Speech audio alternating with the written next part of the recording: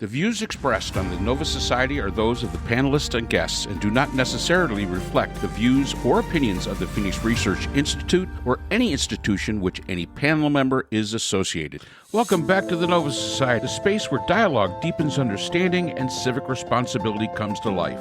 I'm Dr. Mark Bound, joined by our regular panel, Dr. Scott Gershwer and Dr. Brooklyn Ann Weldon. Together, we'll unpack the stories that matter most, exploring the headlines, the history, and the big ideas shaping today's conversations. Let's dive in and hear what the panel has for us today. Today we have a question from James, and James lives in Olympia, Washington.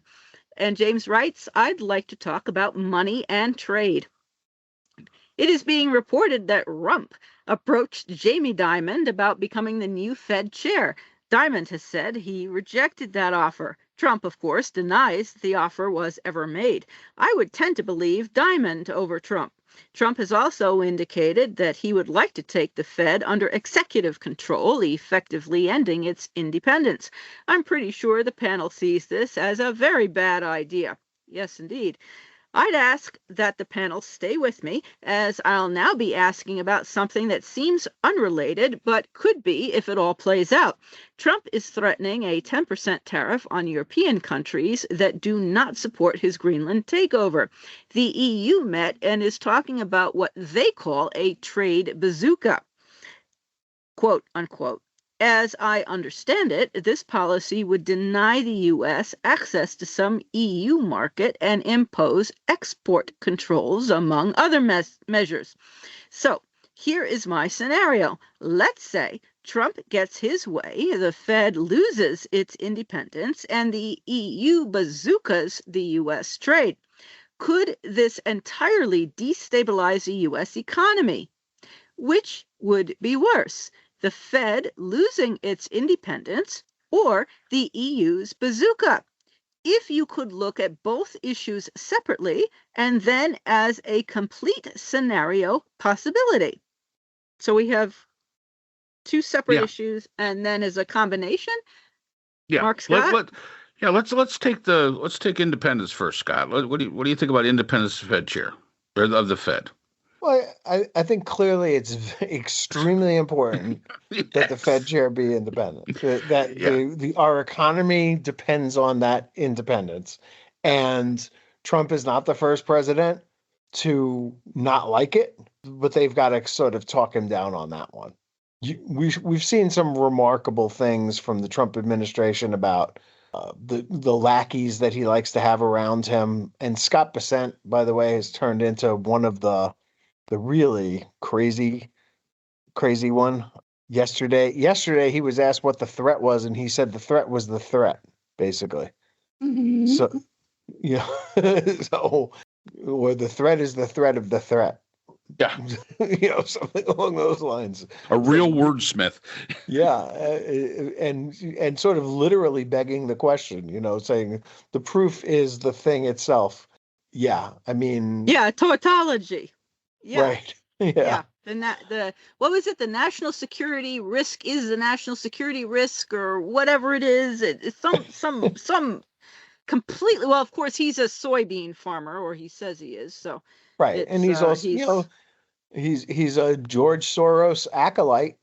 Worked for George Soros for many years, and I don't think that MAGA knows that yet, but certainly letting them know the close ties that Bessent has to George Soros would be an eye-opener for them. Well, whatever. I mean, so the question here was about Jamie Dimon, who is speaking this week in Switzerland. What's that thing called?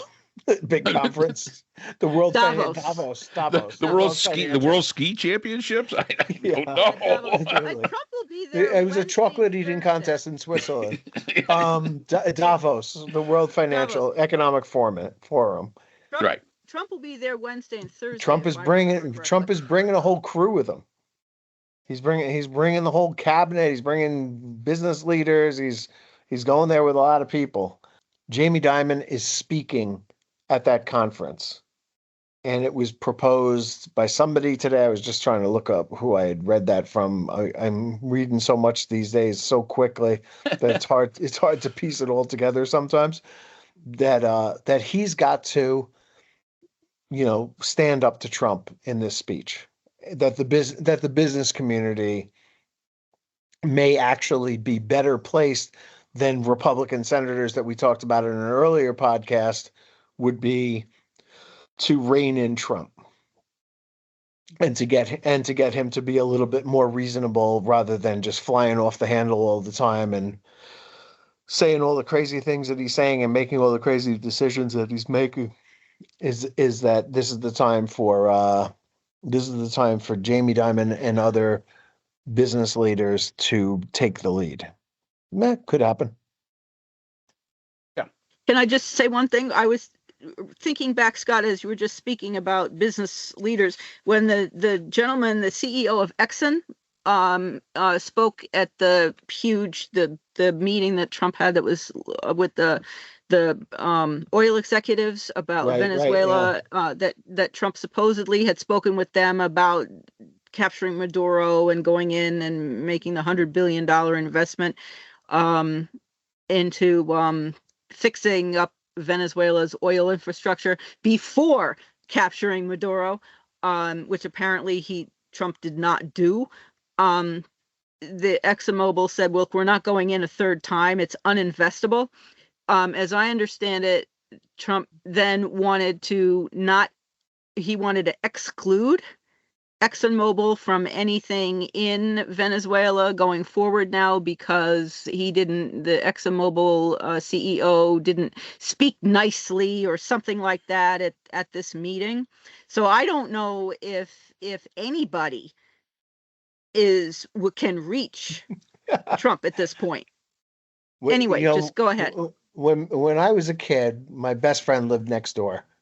And we were really, really close. When we got into a fight, as sometimes happens, and he went into his house, and I started hanging out with my two brothers, as I often did also. When we were sort of, I don't know what we were playing, but we were playing in the front yard. And he came out and sat on his front porch with a box of yodels and started eating his yodels one after another and saying in a really loud voice, "Man, I got a whole box of yodels here. I wish I had a friend to share my yodels with. But if I don't have a friend, I'm going to eat my yodels all by myself." And I think for somehow that we're at a yodel moment here, and that we need business to start saying, we could really use a president who isn't the biggest douchebag in the world and could somehow be like a normal person that we could actually do some business with, and then we can do some really cool stuff. But right now we're just eating our yodels by ourselves and make Trump change, because I'm sure I went for the yodels. I don't remember that part of the story, but I'm sure that he and I patched things up and I got a couple of yodels out of it. It can be a very, very enticing offer. Yeah. And if Trump doesn't bite literally, because he can't maintain it due to his mental incapacity, then I think that might also become fairly evident as time goes by to everyone involved, because we need somebody who is competent and capable actually making decisions in leadership. So anyway, yeah, go ahead. I just wanted to what you were saying maybe think of the Exxon guy and the response later on, which was very petty. What I want to know is, do they still make yodels? I don't think so. I don't know. The Fed as independent is almost a requirement. I mean, there's just no doubt about that. That has to stay that way. It has to be independent of the government, because, and we brought this up before. It'd be like somebody saying, kind of like what Trump has said, "I'm going to give you a $2,000 check." But of course, when he was approached about it, he said, "Did I really say that?" Yeah, you did. Yes, you did say that. It's just like that $5,000 you're supposed to get with the Doge refund, and that never happened. I mean, this is a case where if the Fed was not independent, then politicians could manipulate the economy in short term to be able to gain votes. And we've mentioned that before here on this podcast. So I think that we all know that, yes, definitely, it has to stay independent. Jamie Dimon, I heard the Jamie Dimon story that he was offered. I tend to agree with you, James. I would believe Jamie Dimon, even though he's not the most trustworthy person on the face of the earth, as before I would believe Trump. And I think that he is smart by not taking it. If this story is true, he probably is very smart for not taking it, and nobody can accuse Jamie Dimon of being stupid, because he sees. I mean, look at the history of all the people that really came into the Trump administration, both the first one and the second one, and look what happened to them after they left. And Jamie Dimon's got a pretty cushy job. What, Citi? Citibank. I mean, he's got a pretty cushy job. Why risk it? I'm surprised Tillerson risked it, to be perfectly honest with you. And I never really thought very much of him, but I'm surprised. A lot of the people that took jobs there risked it because, you look at the history and you see where they've ended up. Yeah, bro. So what happens if Trump can't find anyone who is credible? I mean, genuinely credible. And what happens if it's the guy I can't remember who he's thinking of now, Ken somebody or other, who is definitely a sycophant. Okay. Is this a position that has to be what is approved? It now? Confirmed by the yes. Senate? Yeah. But look who they've confirmed already, Christine. Right. No. So you talk about, credibility. Well, I mean, look at the Schmokies that they've confirmed already. I mean, there's not a lot of credibility in that group. The fact is what we can always hang our hat on is the Fed chair is not the last. He's one of 30. So his vote counts no more than one. Now, he could try to influence things as the Fed chair, but if those other Fed people don't go along, too bad. That's too bad. So the Fed chair is kind of like being, as I've said this before, kind of like being the Chief Justice of the Supreme Court. John Roberts gets one vote, and it doesn't always go his way. So, he can put whoever he wants. Will they confirm him? Probably. Like they've confirmed all the other, dumbasses that they've put in there. Sure. To your point, Brooke, if it was Kevin Hassett, it would be a nightmare. Because he has shown himself to not be able to stand up to Trump at all and to just grin like an idiot while he repeats everything that Trump wants him to say. So, but he's still only one vote. That would be, yeah. But I mean, the chairman of the Fed is supposed to be the important guy who galvanizes the others, convinces them. He does a lot of politicking behind the scenes. He makes a lot of phone calls to people and makes sure that they're all on the same page. It's very rare that we saw something happen that happened the last time they all met together, which was that there was some dissent in both directions, with some of the bankers saying, that they want higher interest rates and some of them saying that they wanted lower interest rates. But it ended up coming out in the wash there and ended up, Powell ended up getting what he wanted to get. Right. So if it is Kevin Hassett and he is confirmed, then what? Then we have a Fed chair who's going to do exactly what he's told. Right. Okay. So then that happens this May, correct? I don't know. I don't know. I don't know when. I know Powell's term is over this May. Yeah. But I don't know when. Yeah. Yeah. I think it's this May. And again, the Fed will continue to run even if there's a lapse. I mean, it doesn't stop. And yeah, Scott's right. He's going to do whatever. If it is this guy, he's going to do whatever Trump says he can do. But he only has so much power to be able to do it. He can, politic all he wants. Now, I've heard that Powell's reign as the Fed chair, he has not been a person that has done a lot of the politicking, like a lot of other Fed chairs have. He basically has stated his opinion. Has he done a little bit of politicking? Sure, of course he has to. But he hasn't been the constant on the phone. But what reporting is that everybody, that maybe some of his predecessors were, because people respected Powell. I mean, they said, yeah, okay, he knows what he's talking about when he's talking about money.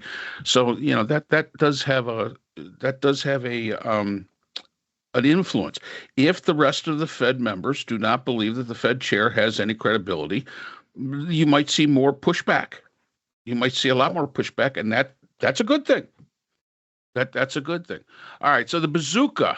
Oh, the bazooka. Yeah. Boy, that would be bad for us. Plain and simple, James. That would be very, very interesting that they actually got together and started talking about that. And I think it was reported the other day that the EU owns $7 trillion in U.S. bonds. There's another way they could fight back.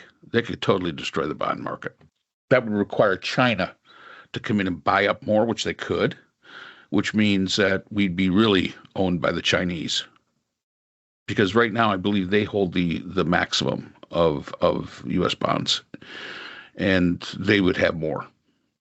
And that would be bad. So the bazooka, and you're right, it is, denying access to some manufacturers of the U.S. It is also basically semi-trade embargo, the way you kind of read it, and you know what they're talking about, and those import controls, and the export controls. So yeah, and I like how they always say and other measures, and I did read that. And the question is what are those other measures? Aren't these measures bad enough? And so yeah, this could be fairly devastating to the United States. Scott, you were saying in an earlier podcast about no longer using U.S. currency and other things that the European Union could do. Do you think those would be other measures? Like completely divesting? It certainly is. I mean, look, if Powell was replaced by somebody who's not credible, then the currency of the United States is not credible. And why would you hold on to dollars when there are other currencies that are more stable and more reliable than the dollar? That's just common sense. So, I don't think anybody's going to rush to do that any more than I think they're going to rush to throw huge tariffs on American goods, or sell off bonds. What Carney's weapon was. I do think that they'll talk about it at least. I know Germany basically talked down Macron, right, in this latest round, but who knows how long that side of it, the list, we need to be cautious. We need to be, we need to be patient and wait till this all sort of plays out. I don't. It's not gonna last forever. Eventually, they're going to do something to fight back. And we've already we've already driven Canada to China. We've already driven a lot of people to China. They're making deals without us all over the place. Did Germany talk Macron out of it? Merz Germany. What is it? Friedrich Merz talked Francis Macron out of it before Trump sent that letter to Norway. Do you know? Yes, I believe so. Okay. Okay, because that could be a catalyst, that letter. Oh, sure. Potentially? Yeah. Okay. Sure. But, I don't, look, I mean, world leaders tend to be cautious and tend to move slowly. I don't think anybody's going to do anything rash except Trump. And if exactly, he's gonna drive everybody into a corner. And once they're cornered, they're going to fight back any way they can. And I think we've seen what the possibilities are. Well, I'd have to go back and read Paul Krugman's stuff on that. to see what the message was that was sent. But clearly Trump got that message and backed down on a lot of those April 2nd tariffs that he had imposed. Back down. That's when he started getting the name Taco, and said, well, we're gonna take a pause on these tariffs until we can, hopefully straighten things out. So he's proven himself time and time and time again that he'll say something crazy, and then when confronted, like a bully does, he'll step down and take a pause on it and say, well, we'll revisit this in a couple of weeks. But in the meantime, he's done a lot of really horrible things. He's done horrible things to Ukraine. This Greenland thing just doesn't seem to be going away. What he's done with Venezuela is pretty horrible thing, I think. Is no benefit to the Venezuelan people, as far as I can tell. And no. And hurting them, in fact, even more. Mm-hmm. As I understand it, the acting president is worse than Maduro was, and the rest of the government, of course, is in place. Sorry, I don't mean to cut you off. I was thinking when after the capture or kidnapping of Maduro, someone asked Trump about Greenland, and he said, well, I'm not thinking about that now. Ask me in about 2 months. That was like a couple of weeks ago, if I remember. I mean, time just seems to compress. It doesn't, I mean, I'm losing track of when various events happened. And now here we are already with escalations on Greenland, and it wasn't 2 months ago for Machado.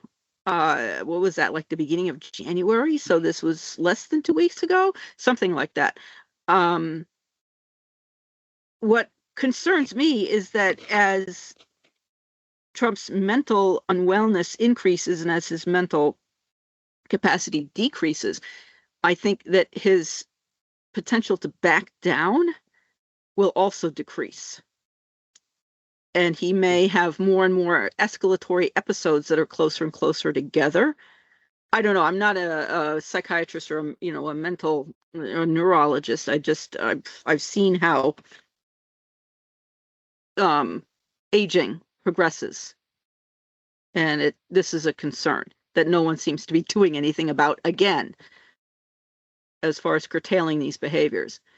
So yeah, what is it? Sounds like the European, then, as far as our listener's question is concerned, then the European bazooka is a far more of a concern for you both than the Fed chair, although they do relate to one another, as our listener was also asking. Well, yeah, they do relate to each other. Scott made the point that the Fed chair, if he is reliable and is trusted, that bolsters the trust in the U.S. currency. The reason the U.S. currency is the standard today and not the Chinese currency is because it's believed that the Chinese have a tendency to manipulate the currency value.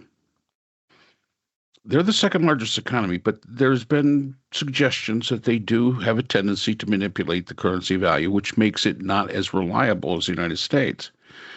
If we were to appear to be also manipulating the currency value because of the Fed chair, I could see the U.S. dollar being replaced, maybe not by the Chinese, maybe by the euro, maybe, who knows? Probably not the British pound. But probably maybe the euro, because that is a widely used currency. And yeah, that would be bad. Which one is worse? To be perfectly honest with you, neither one of them are any good for the United States' economy. And let's think about that for just a minute. If we put it together, because I think that's what James is asking.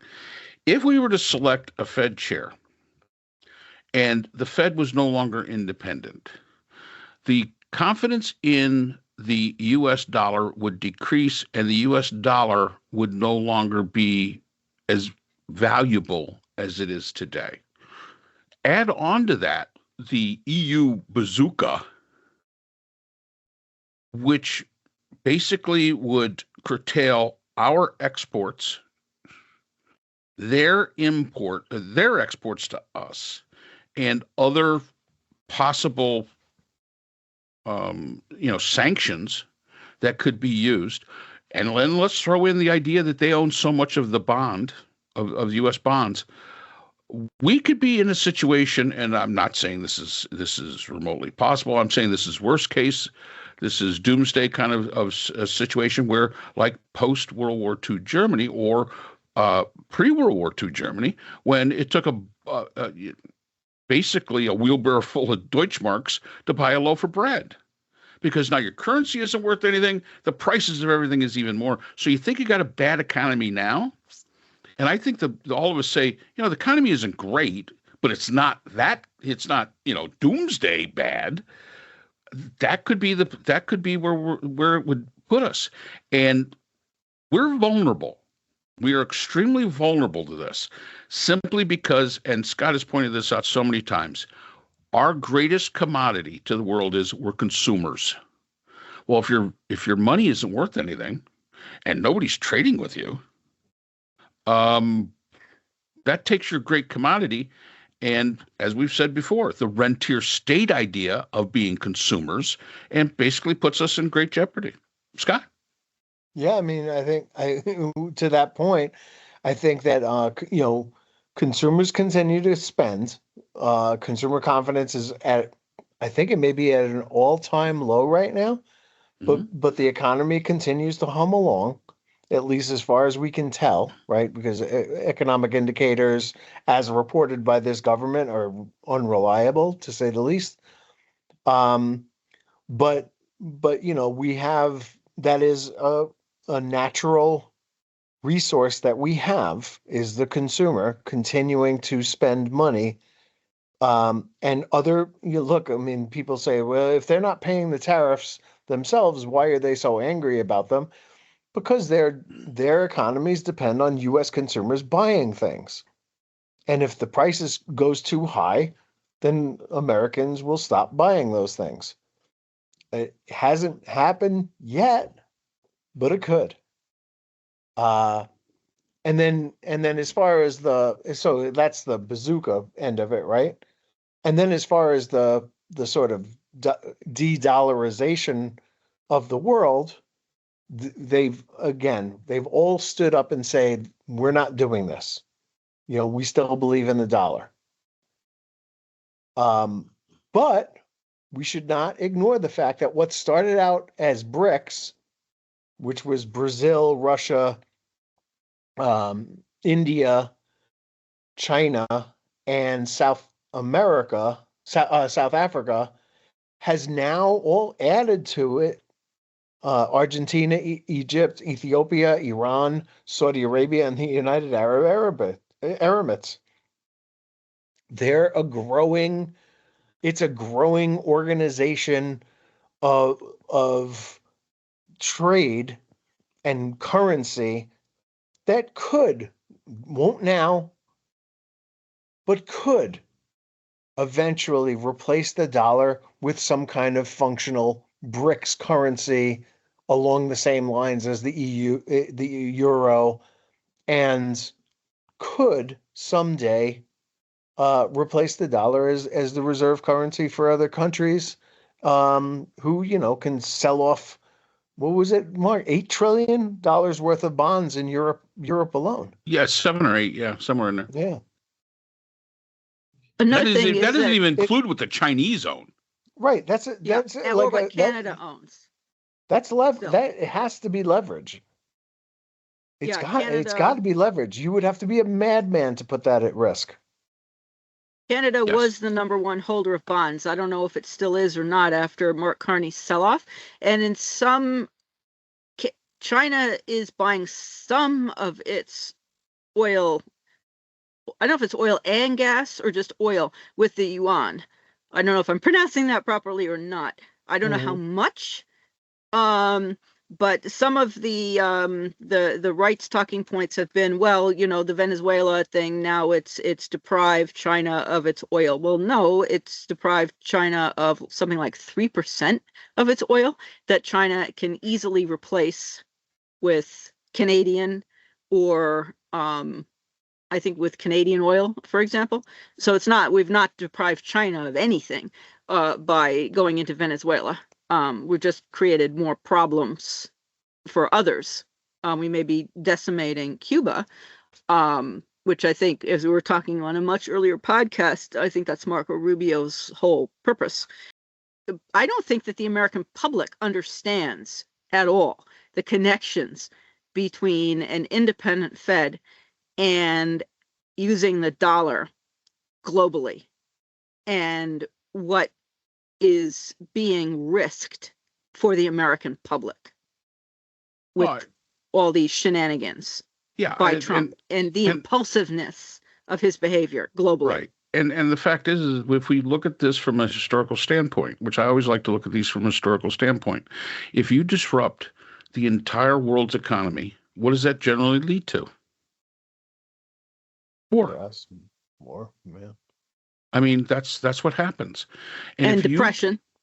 Depression. Well, yeah. I mean, but the fact is that, if the world's economy is disrupted and disrupting the U.S. economy, which I think is something that has held back a lot of these countries. I think they recognize that if we totally destabilize the U.S. economy, that is going to have a worldwide, repercussions. There's, it's just like dropping a stone into the pond, and it's going to have worldwide repercussions. We talked about this before when we were talking about the Ukraine and the Russian war. The idea of a vacuum in Russia is unthinkable, is totally unthinkable. You have to find a way to be able to let Russia lose and back out, with some semblance of maintaining their state, because if you don't allow them to do that, there becomes a vacuum. And when we're talking about the United States and the economy, we're talking about a vacuum of the entire world economy. And I think that's an important thing for us to keep in mind. And I think it is something that a lot of these countries have kept in mind.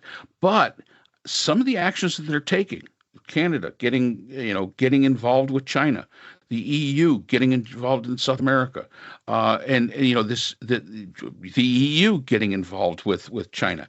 I think those are the stopgaps that they're looking to create to be able to absorb a collapse of the United States economy. And I think that's, and like Scott said, we consume. Who do they sell to? Well, they sell to other people. I mean, that's basically all there is to it. They've been beginning to, yeah. Yep, and they're beginning to do that. And I think that, the trade bazooka and all that stuff, I don't think it's going to happen yet. I don't think they're going to resort, at least not resort to the full force of it. They might put a couple of things involved into it, just as a shot across the bow.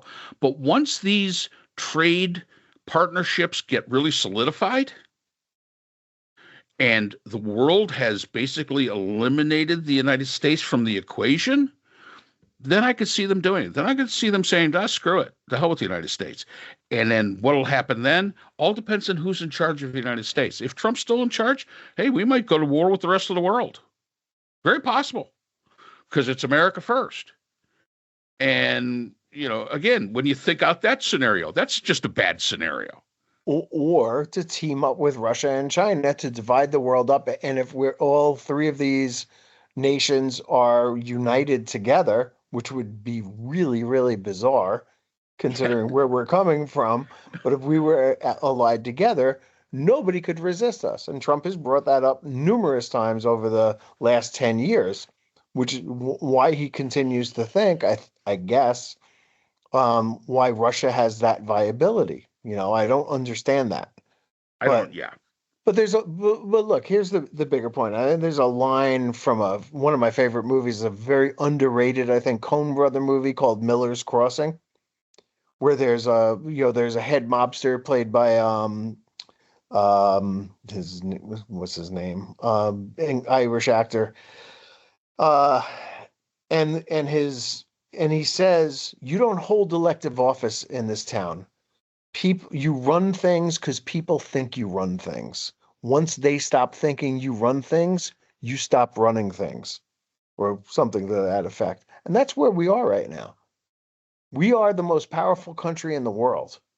But if the rest of the world bands together against us, as we've seen, by the way, with oil, we're the number one oil exporter in the world, but we cannot by ourselves control the global price of oil because 40 nations in OPEC Plus can outweigh us, and they get to say. So, we're seeing trade first. We may see militaries form alliances without us. We only run this world because people think and accept us running this world. Once they stop accepting it, we stop running it, and dire consequences will follow. And unfortunately, Trump believes he runs the world. Yeah. And I don't think he understands that others are not going to be necessarily pushed around the way he's been able to do with other people in his life for his entire life. Yeah. And that's a problem because his psychology has been built on this structure that he always gets what he wants. Well, yes. Miller's Crossing is a good movie. Watch it and you'll see the whole thing right there. There you go. And we'll figure out who the Irish actor is. Yes. So Gabriel Byrne. Okay, he's a good actor. I like him. And who's the older guy who Albert Finney. Albert Finney. Oh, wow. Okay. Yeah. I know who that is. And Albert Finney's the old man who, when he calls the mayor and the chief of police to his office, they come scurry into his office as quickly as they can, hat in hands, and they do what he tells them to do. And he throws it all away for the love of a woman.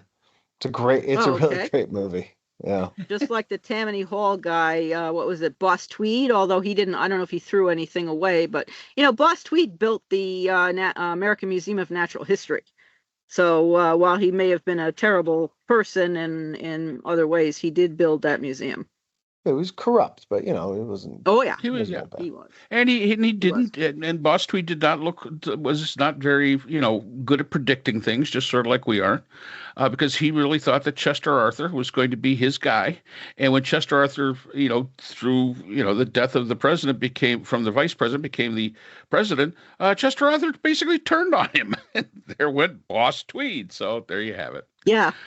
Yeah. All right. I named one of my roosters Boss Tweed. There you go. So anyway, yeah. So thank you for the question again from our wonderful listener, and I hope we answered it. But yeah, hey, we did our best. Okay, we'll find out in May. There you go. We'll find out. And that's all the time we have for today's episode. The Nova Society is a production of Nova Society Media, a division of the Phoenix Research Institute. We want to thank our production partners, Buzzsprout, who hosts the Nova Society, Audacity, our editing team, Apple Podcasts, the largest source of podcast and music online, Spotify, the most popular platform for the Nova Society, and iHeartRadio, your destination for all things music and podcasting. The Nova Society is available on all of these and other quality platforms listed in our description. And most importantly, we want to thank you, our listeners. Without your support, the Nova Society could not be possible. If you haven't already, please consider subscribing on the platform of your choice. It's easy, it's free, and helps our channel grow. For questions or comments, you can reach us at nova.society.podcast@gmail.com. So on behalf of Dr. Brooklyn Ann Weldon, Dr. Scott Gershworth, and all of our production partners here at the Nova Society, I'm Dr. Mark Bound. Remember, the true power of society is knowledge. Thank you for listening, and we hope to see you again next time. Hi, everyone. This is JJ, the co-founder of Good Pods. If you haven't heard of it yet, Good Pods is like Goodreads or Instagram, but for podcasts. It's new, it's social, it's different, and it's growing really fast. There are more than 2 million podcasts, and we know that it is impossible to figure out what to listen to. On Good Pods, you follow your friends and podcasters to see what they like. That is the #1 way to discover new shows and episodes. You can find Good Pods on the web or download the app. Happy listening!